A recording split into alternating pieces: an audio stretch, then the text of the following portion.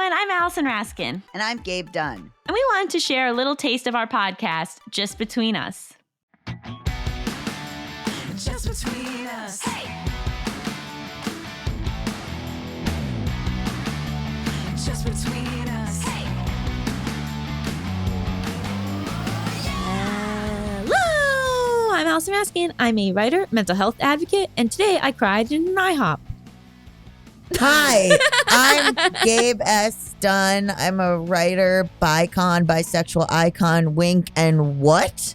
Yeah, I had to cry in an IHOP this morning. It happens. How did you have time to go to IHOP?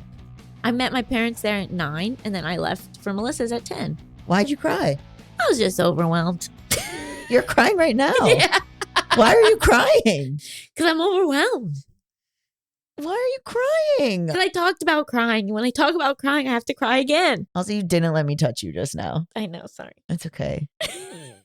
I understand that me not touching you is probably more of a comfort. No, you just washed your hands. I hope. Yes! You can smell the soap. Wow. What? You're just overwhelmed because of work? Yeah. Oh. Just like work and life and everyone being mad at me about stuff and, Yeah. cool things. Oh, do you want to take a break? No, I'll power through.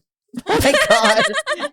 I cried in my car a lot yesterday while I was sitting at the airport parking lot, so I feel you. Right? Sometimes you gotta have a cry. Yeah. How many people do you think are sitting in their cars at the airport crying? Probably Listening to this. 50%. Probably like a solid 50%. Jesus. Well, welcome to Just Between Us, a variety show filled with heartfelt advice Ridiculous games. and brutal honesty. The brutal honesty part is always the one that really comes through in the intro. That is always the one. It took me a while to realize that like I'm a emotional crier. I'm not just like a sadness crier. So if I'm having any kind of emotional conversation, I'll cry. Emotion, like even happy. Kind of, or just like if it's a big emotion, like and like the thing is resolved and Yeah. like I'm not actually feeling sad anymore. I just have to have like a residual cry. Yeah. Yeah, I feel that. I was told on testosterone you can't cry, but I'm still crying. Oh, you really? They said that? Yeah, I've been told that like when testosterone, a side effect is that you can't cry, which honestly, shout out to the cis men out there. But Explains it's a like- lot. Yeah, explains a lot. It's why you guys punch stuff all the time. But like, yeah, it's sort of like, okay, you're not going to be able to cry as much. And I'm like, when does that start? Would love for that to kick in. I think it's good to be able to cry. I think the problem is when it's like anything can make you cry, which like is when I know my mental health is a little wonky. Yeah. When like I'm always on the verge of tears rather than like, oh, something happened and then I have a cry that makes sense. Yeah. I think I get overwhelmed and I don't cry for a while. And then like something will happen and then it's like all coming out at once, you know?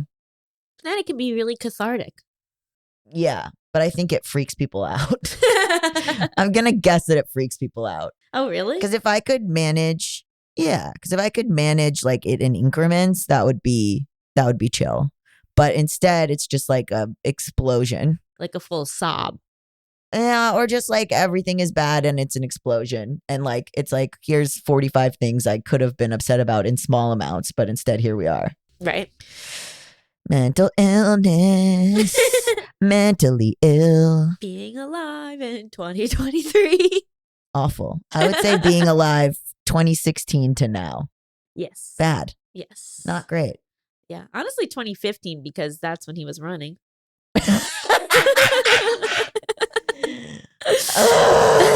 Well, despite all of this, we have got a great episode for everyone today. We do. Unfortunately, we will be talking to James III about suicide and making art about suicide. So welcome Not to unfortunately. I think it was a really beautiful Oh, it was conversation. such a beautiful conversation. No, I mean, he's incredible and like just the way he spoke about his art and his father, really, really beautiful. If you're not in the mood for that kind of conversation, feel free to jump ahead to hypotheticals. I was going to say, yeah, if you're sort of, I don't know, crying at the drop of a hat or whatevs, maybe skip it. But later, we will be talking all about modeling behavior, which is how we learn what the hell to do from other people around us. When do you think I'll start to do that? Any day now. But first, we have got to answer a listener's question. And you know what that means? Hit it! International question, international question, international question. Child-free Colorado. I keep stroking my mustache when I'm thinking. That's nice. Kind of like a professor. Yeah. My parents used to call me that when I was a kid, the professor. Because even when I didn't have a mustache, I would go like this when I was thinking, when I was like a toddler. So you were really meant to have a mustache. I wanted it my whole life. And to be fair, you had it for most of it. Burn. Absolute sick burn. All the time I wonder if this is from testosterone or if I just let it grow out and I would have had it anyway. I know, I'm really worried about that. Okay, Child Free writes, Dear Gabe and Allison, TLDR, how do I decide for good to have kids or not? Is this on your mind, girly? Well, honestly, we're just not getting that many IQs anymore because it's behind the paywall. Got it. So there's a smaller selection. Please submit questions. Write in with more IQs, please. Please. And they can be silly.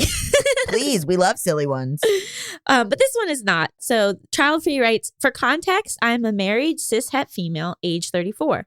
Wait, cishet people listen to the show? Well, I'm in it. Right, you're right. You're right. You're right. As is Melissa. Right, you're right. I've been leaning towards choosing to be child free. I want to take the leap to decide for good, but there are a few things holding me back. I have a fear that eventually I will feel like my life doesn't have enough purpose.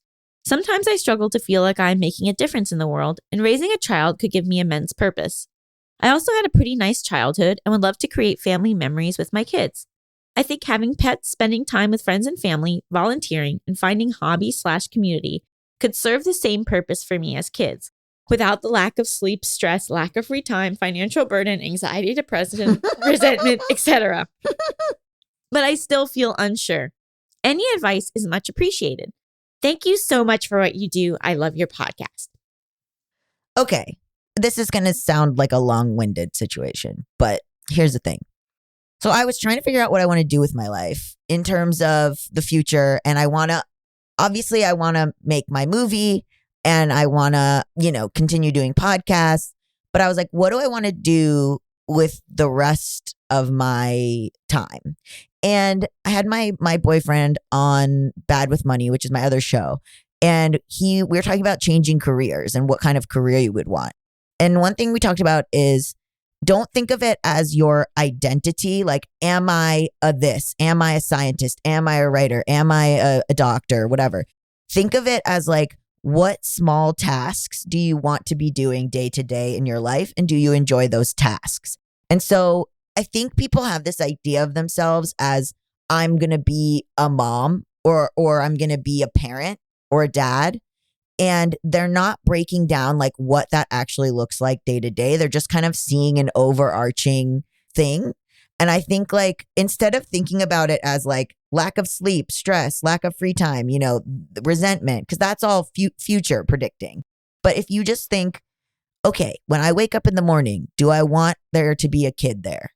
Do I want to feed a kid? Do I feel like I want to look at schools? Will I be happy caring about, building a treehouse in the backyard? Whatever it is, like, think about the small things that go into having a kid. And then in best case scenario, and then think about, will you actually enjoy doing those tasks day to day? And one way you can figure that out is by spending a lot of time with kids. So if you know other people who have kids, or if you know kids, I think finding a way to spend time with them, like extended time, like all day, then that is a way to understand what the little tasks are and to know if you want to do those or not.